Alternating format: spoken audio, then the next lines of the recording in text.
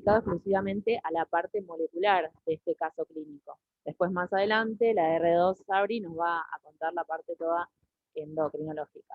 Entonces, bueno, vamos a dar comienzo. En enero recibimos a un paciente.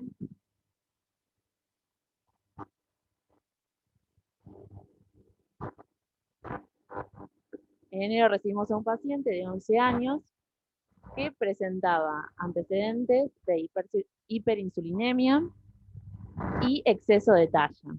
¿Sí?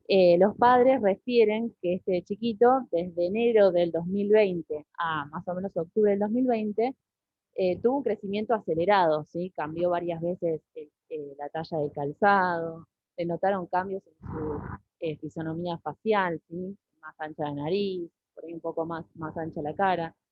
Presenta manos y pies grandes, tiene una edad ósea un poquito mayor a su edad cronológica y se encuentra en un estadio de Turner G4. Convengamos que él está iniciando la pubertad porque tiene 11 años y además los médicos encuentran que los padres son de estatura alta y esto nos va a interesar más adelante para ver hacia dónde está orientado el estudio. Entonces, como les comenté, Sabri se va a encargar de contarles todo lo que es la parte de hormonas. Yo solamente traje este antecedente de diciembre del 2020 como para que tengamos una idea de cuál es su perfil hormonal. Lo que vemos es que están un poquito aumentados de P3, lo que es el eje gonadal ya está iniciando su pubertad. Con respecto a los andrógenos, podríamos decir que están dentro de los valores esperados. Lo mismo para las hormonas tiroides. Y lo que sí vemos es que con la prueba de tolerancia oral a la glucosa, la GH no se inhibe. Si uno esperaría que cuando le dan glucosa, esa GH se inhibe. Y además presenta la hiperinsulinemia que venimos hablando. Entonces esto es como para tener una idea del perfil de este paciente, ¿sí? Además tiene evidencia de imágenes con lesiones hipofisarias, ¿sí? Presenta imágenes en la hipófisis. Y acá yo les traje la foto que nos habían compartido en el Ateneo. Fíjense, desde febrero del 2020 a octubre del 2020, que este paciente cambia un poco su fisonomía facial y esto que manifiestan los padres de este crecimiento acelerado, ¿sí? Se nota un poco en las fotos. No sé si lo llegan a notar. Bueno, entonces, ¿qué se plantean los médicos? Por un lado se plantean, ¿es un caso de alta talla familiar más pubertad temprana o es un caso de gigantismo? Entonces, como les vine adelantando, nosotros nos vamos a encargar del estudio molecular de este caso. ¿Y de dónde vamos a partir para estudiar este tipo de pacientes? Bueno, para eso yo les traje el familiograma. ¿Por qué? Porque este paciente tiene 11 años, mide 1,77 m, y si vemos, la madre mide 1,72 m y el padre 1,90 m. 1,72 es más o menos lo que mido yo, en una estatura alta para una mujer, y el hombre 1,90 m, ¿sí? Y presenta dos hermanos de parte paterna que tienen una estatura que es considerable para la edad. Está bien, digamos, una mujer y un hombre de 20 y 21 años es una estatura dentro de la cultura. Así que este chiquito es un chico de 11 años que tiene una estatura alta para su edad y que además los padres también presentan una estatura alta. Entonces, esto orienta a los médicos a pensar en algo ya más familiar. Me pareció importante que repasemos los conceptos de línea germinal y de células somáticas para tratar este caso. ¿Por qué? Porque lo que es línea germinal se transfiere la información genética de una generación a la siguiente, ¿sí? Es la información que tienen nuestros espermatozoides y los óvulos. En cambio, las células somáticas son las células que forman el individuo, pero las mutaciones que se dan en esas células no van a ser transmitidas hacia la descendencia, ¿sí? Y esto lo traigo porque dependiendo qué mutación estamos hablando, vamos a ver, digamos, qué tipo de muestra vamos a utilizar. En este caso, nosotros pensamos en algo familiar, estamos pensando en algo heredado, así que vamos a trabajar con sangre periférica porque todas las células se supone que tienen esa información. ¿Se les ocurre otro tipo de células, otro tipo de mutación que no sea en la línea germinal o en la somática? Bueno, es el mosaicismo, ¿sí? Y traigo esto porque hay patologías, y ahora vamos a ver, que presentan mosaicismo, es decir, algunas células del cuerpo tienen mutaciones y otras no. Claro, no, o mutación, otro tipo de mutación. Bueno, entonces, vamos al estudio molecular. Nosotros acá en el laboratorio lo que hicimos fue la primera etapa de este estudio molecular, la extracción y la purificación de los ácidos nucleicos. Entonces, yo les comento un poco, por ahí para los que no votaron en biología molecular, esta primera parte entonces que hacemos acá en el laboratorio consta del aislamiento y la purificación de los ácidos nucleicos, ¿sí? Hoy en día se utilizan kits que son kits de extracción, que tienen matrices inorgánicas, que son compactas y que están cargadas positivamente. Y esas matrices generalmente son membranas, lo que se llaman columnas, y las perlas magnéticas, que lo que van a hacer es retener a los ácidos nucleicos por su carga positiva. Entonces, nosotros acá en el laboratorio, el kit que manejamos es una membrana de sílice, es una extracción por columna. Bueno, yo brevemente les comento qué es lo que hicimos. Nosotros recibimos la sangre entera, el tubo conecta del papá, la mamá y del paciente, ¿sí? Eso lo que se hace es mezclarlo con un buffer binding, con proteínas acá que va a ayudar a la digestión enzimática, y también se le agrega isopropanol para generar o para solubilizar esos ácidos nucleicos, y eso se van a poner en la columna. Entonces, en la columna va a quedar retenido lo que a nosotros nos interesa, que son los ácidos nucleicos. Después se agregan también removedores de inhibidores y se hacen varios. A mí me va a quedar siempre retenido en la columna lo que yo quiero que son los ácidos nucleicos, y finalmente, después de varios lavados, utilizo un buffer de elusión para, digamos, que ese ADN que está retenido en la columna eluya y me quede finalmente, como se ve en el último pendor, mi material, que es el extracto. Entonces, con ese extracto, después lo que nosotros hicimos fue cuantificarlo. Es una manera de estimar qué cantidad tengo de ácidos nucleicos en ese extracto. ¿Qué métodos se utilizan para hacer la cuantificación? Tenemos métodos fluorométricos, espectrofotométricos y cualitativos. Nosotros acá en el laboratorio utilizamos un método que es fluorométrico, ¿sí? Usamos agentes intercalantes que se unen al ADN, generan fluorescencia, y a su vez tenemos estándares como para poder estimar qué concentración tenemos. Y esto fue lo que nos obtuvimos, ¿sí? Para el hijo, para el papá y para la mamá.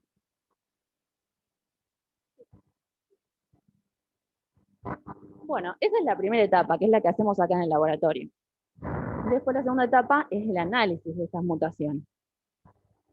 Entonces, ¿qué pedían en la solicitud médica? Pedían estudiar MEN1, PIPA, acrogigantismo ligado al cromosoma X, McCune Allbright. Entonces, lo que yo voy a hacer en este Ateneo es contarles un poquito de cada síndrome para entender por qué se pide en la solicitud médica, por qué lo relacionamos a adenomas hipofisarios, a gigantismo, y bueno, contar un poco de cada uno y que nos vayamos con una idea de eso. Entonces, bueno, ¿por qué se solicitan el análisis de estos genes? Como venimos adelantando, se piensa en algo familiar, ¿sí? Entonces, los adenomas de presentación familiar se clasifican, ¿sí? En grandes rasgos, en casos esporádicos, donde tenemos MEN1 y el complejo de Carney, y después, en aquellos pacientes que no presentan mutaciones para MEN1 o para el complejo de Carney y que tienen dos o más familiares que tienen adenomas hipofisarios, tenemos lo que se llama adenomas hipofisarios familiares aislados, que es PIPA, ¿sí? Entonces son como las dos grandes grupos, casos esporádicos o FIPA, que es cuando tenemos más de un caso dentro de la familia. Entonces vamos a ver un poquito de cada uno. Empezamos con MEN1. Ustedes ya lo han escuchado un montón de veces en endocrino, porque es un síndrome familiar que se da de forma dominante y que está caracterizado por la aparición combinada de tumores. ¿sí? Principalmente los tumores que aparecen son pituitarios, paratiroides y enteropancreáticos. Es lo que se llama la triple P para que se acuerden, ¿sí? Paratiroides, pituitaria y páncreas. Entonces siempre aparecen de forma combinada. Hay más de 500 mutaciones descritas para este gen, ¿sí? Y estas mutaciones son de la línea germinal y causan pérdida de función de menos 1.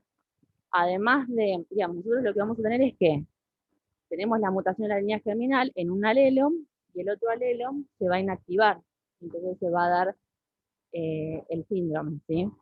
Pero también se vio que esa inactivación se puede dar en las células somáticas en ambos alelos, entonces ya no sería heredado, sino que también se puede dar la inactivación de los dos alelos en las células somáticas. Bueno, acá les traigo el gen. Este gen codifica para esta proteína que es la menina, seguramente ya lo escucharon también. Es una proteína de más de 600 aminoácidos. Y lo que hace esta proteína es, no tiene una función en sí por ahí para definir, pero sí interactúa con muchas otras proteínas nucleares, histonas, factores de transcripción. Entonces cumple un rol fundamental adentro del núcleo en lo que es la integridad genómica, ¿sí? Lo que es la transcripción de los genes. Entonces, en este síndrome donde está mutado el gen de esta proteína y me da una inactividad, digamos, esta proteína es supresora de tumores. Entonces, la inactivación de esta proteína va a favorecer la proliferación. Bueno, como vengo diciendo, hay muchísimas mutaciones asociadas, ¿sí? Entonces uno esperaría que este tipo de síndrome que tiene más de 500 mutaciones y a lo largo de todo el gen se estudie por secuenciación, ¿sí?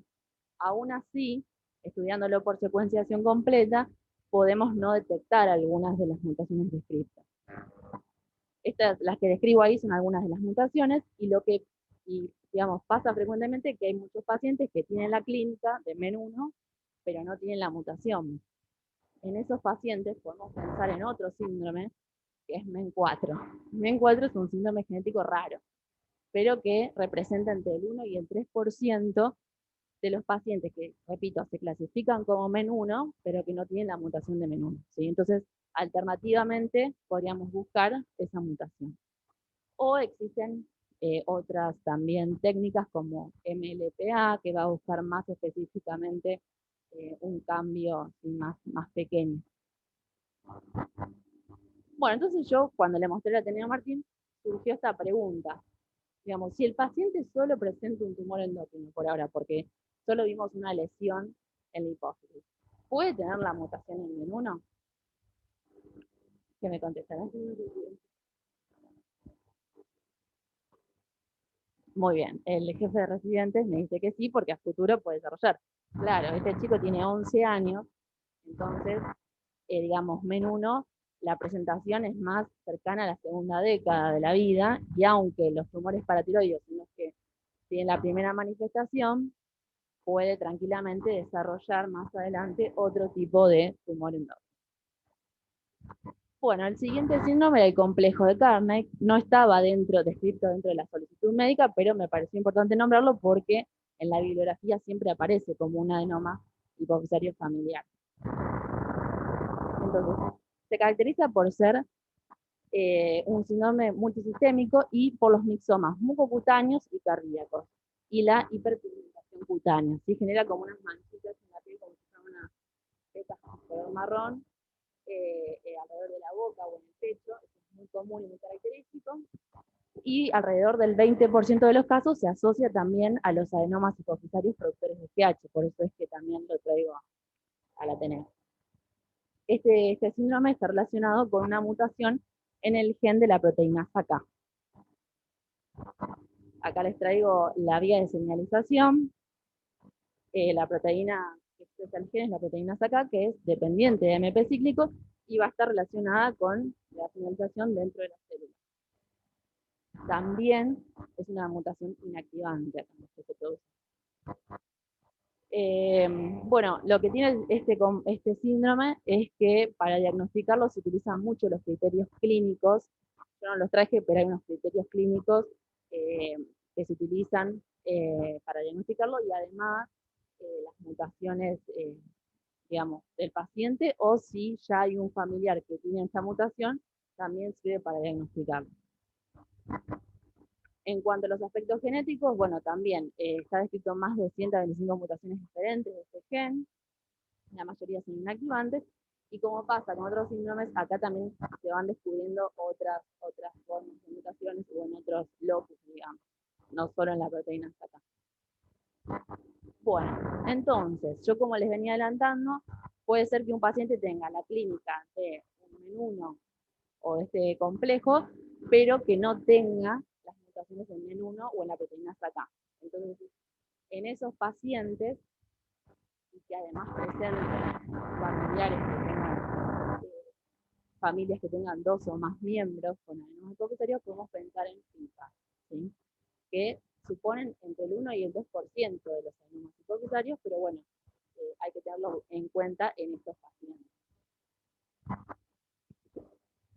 Estos adenomas, fíjense que producen, digamos, son secretores de GH y de prolactina, ¿sí? La mayoría, y puede darse que en la familia los miembros tengan el mismo tipo de adenoma, en este caso se llama homogénea, o que los adenomas sean secretores, por ejemplo, en un miembro de GH o en el otro de prolactina, y en este caso son heterogéneos, ¿sí? Y la mutación que está relacionada con FIPA es la mutación en esta proteína, que es una proteína que interactúa con el receptor aril hidrocarburo, se llama. Yo se los marqué ahí en la vía de señalización, pero lo que hace esta proteína es interactuar con este receptor y favorece digamos, su retención en el citoplasma, y además está relacionada con las vías de AMP cíclico, ¿sí? Bueno, algunas mutaciones descriptas son esas que aparecen ahí, y mucho en la bibliografía lo que sucede es que se estudian a las familias completas cuando se estudian este tipo de síndromes, ¿sí? Y lo que tiene es que es un gen de susceptibilidad tumoral con baja penetrancia, es decir, no todos los que están positivos para esta mutación tienen el fenotipo. Bueno, después pasamos a lo que es acrogigantismo asociado al cromosoma X. Este síndrome, con respecto a los anteriores, es bastante nuevo descrito, digamos. Lo que tiene es que se caracteriza por, digamos, su presentación pediátrica, hablan de entre los 2 a 4 años. ¿Sí? Y esta mutación se debe a una microduplicación, y está comprometido ese gen. Bueno, y tienen posibilidades también de ser secretores de GH o de prolactina también.